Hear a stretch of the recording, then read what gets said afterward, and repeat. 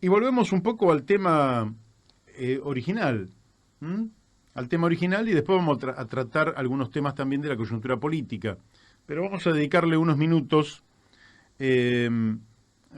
al juez Moro, que ayer el diario El País de España sacó una nota de la cual voy a leer un pedacito nomás, pero que la nota es muy extensa, pero dice: el descrédito del héroe anticorrupción. La revelación de conversaciones entre el antiguo juez y el fiscal del megacaso de corrupción brasileño Lava Jato arroja graves dudas sobre su imparcialidad. El antiguo juez Sergio Moro, 47 años, está acostumbrado a oír a miles de gargantas corear su nombre como un héroe de manifestaciones en las que pasean enormes muñecos con su cara disfrazados de Superman. Fue una escena frecuente en las grandes protestas callejeras para echar a la presidenta izquierdista Dilma Rousseff del poder. Y se repitió a finales de mayo en una concentración de bolsonaristas frente al Congreso en Brasilia. Moro, el juez que se embarcó en la cruzada de acabar con 5 siglos de impunidad para los poderosos de Brasil, entendió pronto que para abordar semejante empeño era esencial tener a la opinión pública de su lado. Y la ha tenido durante años. Pero esta semana su carrera ha sufrido un duro golpe que no lo ha derribado, por el momento, pero sí ha erosionado mucho su credibilidad. Ahora las dudas han aflorado también entre quienes siguieron defendiendo su imparcialidad cuando aceptó ser ministro de Justicia tras haber condenado al expresidente izquierdista Lula da Silva a 9 años de cárcel por corrupción y cercenando así sus aspiraciones electorales. El origen del escándalo son unas conversaciones privadas del entonces juez Moro con el fiscal jefe del caso Lava Jato, Deltan Dallagnol, que un medio digital de Intercept Brasil empezó a difundir el pasado domingo por la noche. Se empezó a saber entonces que este Sergio Moro... Lo que muchos suponíamos, ¿no? Sí, yo te diría que era tan obvio que a veces uno piensa si la gente puede llegar a tal nivel de confusión. Tema que también vamos a hablar con Naum Klicksberg, que es un especialista en el tema corrupción y tiene estudios hechos sobre la repercusión que tiene la corrupción. Es decir, queremos ser absolutamente claros. Este programa se manifiesta absoluta y totalmente enemigo de cualquier acto de corrupción, ¿verdad? Es decir, acá no estamos queriendo que no se investigue, que se investigue y saber toda la verdad. Ni relativizando la corrupción. Ni relativizando la corrupción, que es nefasta, y después lo vamos a escuchar de boca del licenciado Kliman. Yo lo he leído y realmente las repercusiones son infinitamente más graves de lo que se roba el funcionario, ¿verdad? Claro, claro. Infinitamente más graves. Pero le hemos preguntado a, si ustedes quieren, nuestra corresponsal en Brasil, Gabriela Orden, hemos preguntado por este tema y le hemos preguntado por las escuchas que se han conocido del juez Sergio Moro. También queríamos saber cuál era el papel de Estados Unidos, que me parece que está muy claro en lo que dice ella, y ustedes van a escucharla en esta primera intervención de ella, que dura menos de 4 minutos. En esta primera intervención, hablar de presal. Y como mucha gente no sabe lo que es el presal, yo sí se los quiero aclarar. El presal son las reservas de petróleo que descubrió Petrobras frente a Río de Janeiro durante el gobierno de Lula. Y esas reservas son de 176.000 millones de barriles de petróleo. Es decir, que podrían, esas reservas solas, de ser recuperadas, podrían abastecer el consumo de todo el planeta durante 5 años. ¿Mm? Eso es el presal. Así que vamos a escuchar a Gabriela Orden. Bueno. Bueno, en esta primera intervención voy a hablar un poco sobre los efectos de las denuncias de Intercept en Brasil. La verdad, lo que revelan esta pequeña prueba que se notició a través de Intercept, de estas conversaciones entre el juez Moro y el procurador que conducía la operación Lavallato, es una pequeña prueba, es un pedacito nomás de prueba de una operación mucho mayor que ya venimos todos los compañeros del campo popular denunciando. Es una pequeña prueba de una operación mayor orquestada, conducida por los Estados Unidos para toda América Latina, que tiene por objetivo frenar el desenvolvimiento de América Latina, específicamente los desenvolvimientos más importantes, que son el de Argentina y el de Brasil. En Brasil específicamente, haciendo ¿qué? Interviniendo de forma clara, como está revelado ahora, en la conducción del juzgamiento ilegal de Lula, inviabilizando la candidatura de Lula en las elecciones presidenciales de 2018, con el objetivo de la derecha volver al poder después de 16 años ausente, más sobre todo frenar el desenvolvimiento económico brasilero, parando sus grandes empresas de construcción civil, que son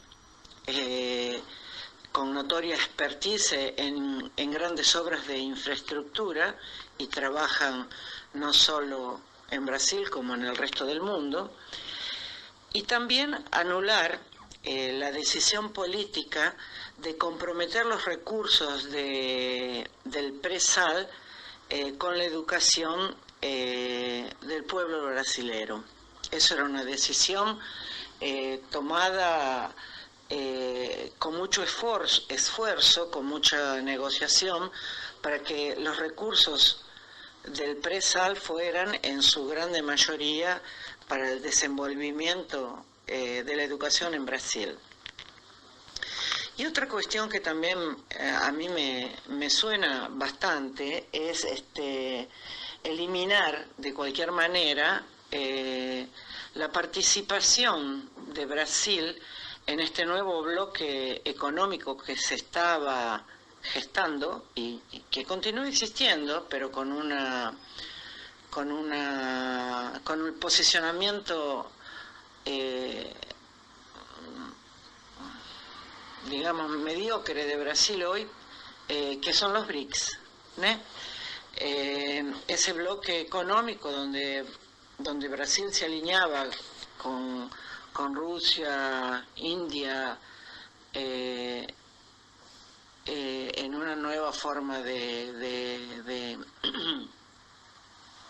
se mover económicamente en el mundo, también fue bastante perjudicado cuando Dilma fue golpeado. Bueno, ahí está, bastante clarito. ¿Por qué? Porque el tema de la corrupción le ha servido a una estrategia de los Estados Unidos diferente a los golpes de Estado de décadas anteriores o de intervenciones militares de décadas todavía anteriores. Le ha servido, dice Gabriela, lo refuerzo, lo ha dicho ella, básicamente para frenar el crecimiento económico. Y observen que la empresa Odebrecht, que quizás sea la empresa constructora más importante de América Latina, el cronista pone punto final para una de las empresas más poderosas de América Latina. Odebrecht pedirá la quiebra. Ante la presión de los acreedores, el holding brasileño inició un proceso que podría convertirse en la quiebra corporativa más grande de la historia. ¿Mm? Entonces, ¿qué ocurre? Fíjense, por un lado impiden que el gobierno de Lula, que Lula acceda, digamos, al poder a través del proceso electoral, poniéndolo preso porque ganaba Lula. Por otro lado, una presidenta que no está acusada absolutamente de nada, Dilma Rousseff, es derrocada. El gobierno lo toma la derecha. Al tomarlo la derecha, en este contexto, se derrumba económicamente Brasil, no solo quiebra Odebrecht, sino que Brasil este año no va a crecer, mala noticia para la Argentina también, este año no va a crecer. Le pega un golpe durísimo Estados Unidos a la alianza estratégica que era la alianza de Brasil, China, Rusia, India y Sudáfrica. Esos son los BRICS, esos son los 5 países de los BRICS. Le pega a eso que se había transformado de países emergentes, se había transformado en un poder mundial que incluso tendía a superar al G7, que es el que Estados Unidos tiene con Japón, Alemania, Francia, Inglaterra, Italia y uno que me está faltando.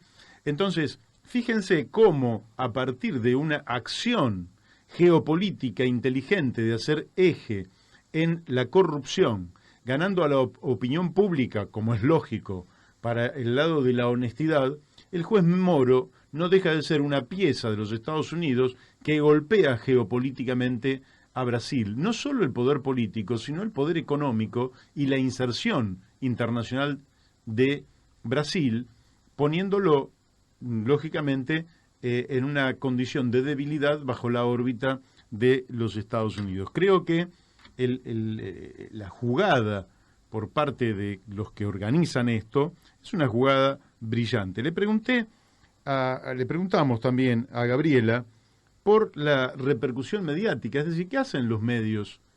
Porque esto es una jugada bastante evidente. ¿Qué es lo que hacen?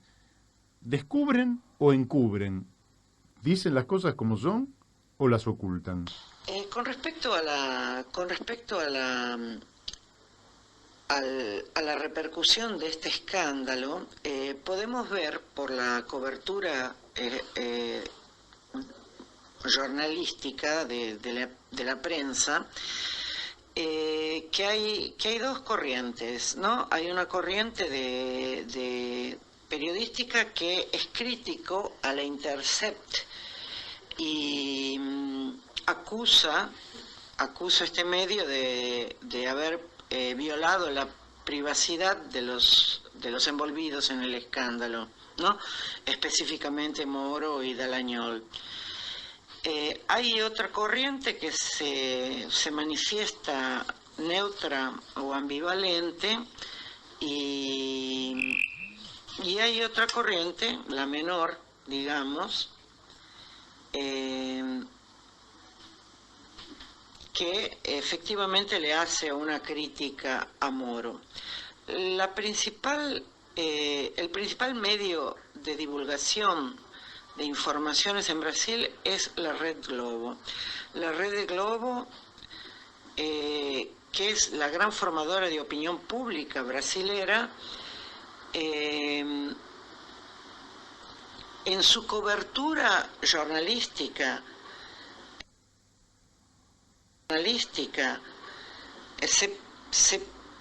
se manifestó mayoritariamente neutra con respecto a la denuncia de Intercept, o negando o ocultando la información o no dándole la repercusión que todos nosotros imaginamos que tenga esa repercusión. Lo que yo te puedo decir de la observación que yo hago de la vida cotidiana de los ciudadanos comunes es que, bueno, es que como que pasó que pasó, que fueron espionados y que eso no puede ser utilizado como prueba, o que de alguna manera los fines justifican los medios, y que realmente no causó entre el ciudadano común el mismo impacto que ha causado en el exterior. Fue mucho mayor la repercusión de este escándalo en el exterior que en Brasil, ¿no? Bueno, probablemente haya razones políticas también para que esto ocurra. Es decir, Sí. también puede haber habido una fatiga. Yo estaba pensando respecto a este tema, que es un tema, la verdad, para razonarlo, meditarlo, ¿no? Y trasladándolo a la Argentina, ¿no? Y las repercusiones que ha tenido también en el tema de los cuadernos, el comportamiento de Techin, la principal empresa argentina. Yo creo que tenemos que ir hacia la comprensión de que las empresas, más allá de que en la sociedad actual capitalista son patrimonio de algunas pocas personas, en realidad terminan siendo bienes sociales, ¿sí? Uh-huh. Y como tales, yo creo que hay que ir hacia un concepto que desvincule, ¿sí?, la propiedad de la empresa del bien social. ¿Qué quiero decir con esto? Si el señor Roca ha cometido un ilícito, debería ir preso, pero la Argentina tiene la obligación de defender esa empresa como bien social, ¿sí?, y como fuente de trabajo y de riqueza y de conocimiento de la Argentina, para que siga ocupando el lugar que ocupa. Ahora, habrá que encontrar la forma, ¿sí?, para que esto suceda, ¿no? Porque me parece, Odebrecht puede ser una cloaca, y de hecho lo es una gran cloaca de corrupción, pero también es una gran empresa de ingeniería, ¿sí? Lo mismo que IBM para los Estados Unidos, que ha sido, por lo menos en nuestros países, ha sido una gran corruptora de gobiernos, ¿sí? Pero nadie desconoce el rol de desarrollo tecnológico que ha tenido en el mundo IBM. Uh-huh. Entonces, bueno, habrá que meditar sobre esta dicotomía, ¿no? Y cómo se resuelve. Sin lugar a dudas, no se resuelve haciendo la vista gorda a la corrupción, y tampoco se resuelve destruyendo bienes que terminan siendo bienes sociales, como son las grandes empresas, ¿no? Sí, claramente, vos lo decís con claridad. Vos tenés que delimitar la responsabilidad en los corruptos, que siempre son de a dos, ¿eh? O sea, puede haber una empresa que tenga vocación por sacar ventajas a través de la corrupción, pero tiene que haber funcionarios que estén dispuestos a aceptar esas coimas y ser parte de la corrupción. Siempre es de dos. Bueno, hay que delimitar con mucha precisión quiénes son los que participan de ese juego perverso, dañino, que realmente destruye a las sociedades, y ir sobre las personas. Nunca la responsabilidad puede ser de la empresa. La empresa no tiene ninguna responsabilidad. No. Es como el cuchillo, es decir, a nadie se le ocurriría en un crimen con un cuchillo condenar al cuchillo. Claro. Condenás al que tiene el cuchillo. La empresa no es la responsable. Son en todo caso los empresarios, los gerentes, quienes fueran, los empleados, los que participan. Bueno, hay que extirparlos como se extirpa un cáncer, sacarlos, condenarlos, juzgarlos como corresponde, y que la empresa siga. Pero acá el objetivo parece que ha sido muy otro, y de paso el desprestigio en el cual ha entrado Odebrecht. Vos pensás, Daniel, que por la magnitud son obras en general que no son de otras empresas o de particulares, son obras que hacen los estados nacionales, provinciales o municipales. ¿Qué intendente, gobernador o presidente va a firmar con Odebrecht cuando va a ser instantáneamente sospechado de recibir una coima? Entonces, esto se ha manejado de manera tal que le está significando, me parece a mí, no solo a Brasil perder una empresa, sino un duro impacto sobre el conjunto de su economía, que este año vuelve a estancarse con las malas repercusiones para los argentinos, porque nosotros tenemos como nuestro principal socio y destinatario de nuestras exportaciones a nada menos que Brasil. Bueno, digamos, pero todo esto también pone sobre el tapete el tema del control de las grandes empresas, o sea, la participación de los trabajadores en los directorios de las empresas, como ocurre en Alemania, una de las puntas del capitalismo, ¿sí? Y el rol activo que debe jugar el Estado también para preservar esas fuentes de trabajo que son riqueza del país, ¿no? Así es, aparte que porque lógicamente hay ingenieros, técnicos, etcétera, trabajadores que no tienen nada que ver con la corrupción, que no se han beneficiado de ella y que son un patrimonio de nuestros países. También nos va a hablar Gabriela Orden sobre, bueno, los personajes estos que han sido escuchados, aunque no haya tenido la repercusión interior que debió haber tenido en Brasil, pero han sido escuchados por millones de personas. Vos cuando escuchás la voz decís, es la voz de fulano. Lógicamente que está cuestionada si las escuchas son legales o ilegales. Las escuchas son ilegales. Esta empresa de prensa que se llama Intercept recibe las escuchas y las da a conocer, ¿verdad? Las escuchas son ilegales, pero se dieron a conocer. Y ahora no sirven como prueba, dice Gabriela Orden. Es cierto, en un juzgado es correcto que no sirvan, pero sirven para conocer la verdad. Podrá no haber justicia, pero tenemos que saber la verdad. ¿Mm? Uh-huh. Y es muy importante saber la verdad. ¿Qué han dicho entonces estos personajes como el juez Sergio Moro y otros? Aquí le vamos a preguntar a Gabriela. Y por increíble que parezca, los personajes envueltos en esta trama, en esta escucha, no negaron la autenticidad de la conversación, no cuestionaron la verdad, asumieron como verdadera las conversaciones en un primer momento, ¿no? En un segundo momento cuestionaron la veracidad de las escuchas y los medios se encargaron así de explicar en detalles cómo una escucha podía ser adulterada. Aparentemente esto es mucho más importante para los brasileros de que el contenido que se revela en estas conversas, que es extremadamente grande. Si se comprueba que efectivamente estas conversaciones fueron verdaderas, se coloca en juego la imparcialidad del juez en juzgar a Lula.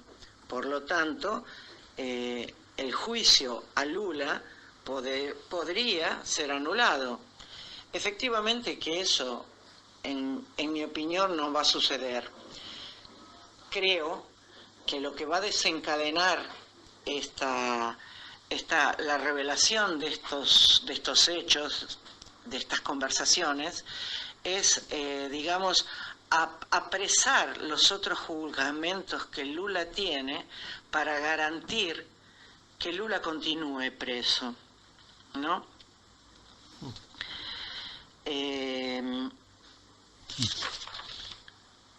Lula sigue preso. Lula esta libre debería estar. Revelación de la conversación entre el juez Moro y Dallagnol no es el problema. El problema es el contenido y cómo la revelación de este contenido va a ser tratada por la sociedad, sí como un fato normal de una conversación entre un juez y un procurador, o si va a ser tratada como nosotros la tratamos, como una ilegalidad donde en realidad queda demostrado cómo se armó un juicio contra Lula, cómo se armaron las pruebas que, aunque infundadas, terminan condenándolo. Bueno, no es la primera vez que los sectores populares reciben una andanada por este lado. Hay que acordarse de los mártires de Chicago, claro, lo que surge el 1 de mayo, como Día Internacional de los Trabajadores. Son juzgados en un juicio absolutamente amañado, algunos van a ser ahorcados, y también está Sacco y Vanzetti, que también, es decir, todos pretendemos una justicia independiente, se dice regularmente. ¿Independiente de qué?, preguntaría yo. A mí me gusta más, el término está tan afianzado, el de independiente, pero a mí me gustaría más el término equidistante. Es decir, que toma la misma distancia respecto de todos los actores, entonces tiene otra mirada, digamos, que le permitiría administrar justicia. Cuando Sergio Moro ya tenía un ministerio en el gobierno por venir de Jair Bolsonaro, ese hombre carece de toda independencia. Es evidente que se trata de un acto totalmente sucio y que Lula debería estar libre. Quizás en Brasil, con la opinión pública, esté pasando que tienen un gobierno nuevo y le dan un crédito, y al gobierno que ya llevaba muchos años se lo quisieron sacar de encima. Puede ocurrir estas cosas.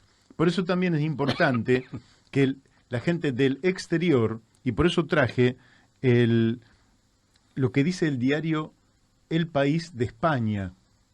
¿Por qué? Porque no estamos hablando de alguien que está allí adentro, que está cansado o no del gobierno.